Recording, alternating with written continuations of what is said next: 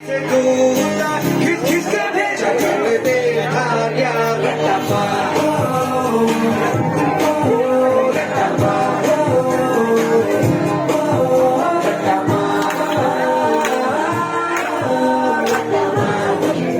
क्या हुआ? इतनी टेंशन में क्यों है? एग्जाम्स आ रहे हैं यार।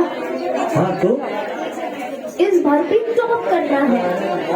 98% तो लाने ही है। फिर ये शहर की टॉप की कॉलेज में एडमिशन भी हो जाएगा और आगे की पूरी प्लानिंग सेट है। अरे डोंट वरी, एग्जाम्स भी अच्छे जाएंगे और हम टॉप भी कर लेंगे। थोड़ा रिलैक्स हो जाओ। एग्जाम्स के डिप्रेशन में कोई लाइफ जीना भूल जाता है क्या? मेहनत दिल लगा के की है ना, तो उसका नतीजा भी अच्छा ही होगा। बस दिल पे हाथ रखो और बोलो all is well, all is well.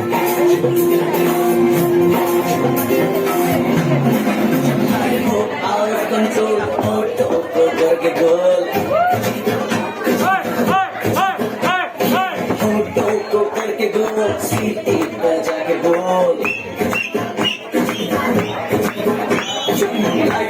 out of control, go करके गोल, go करके गोल, सीटी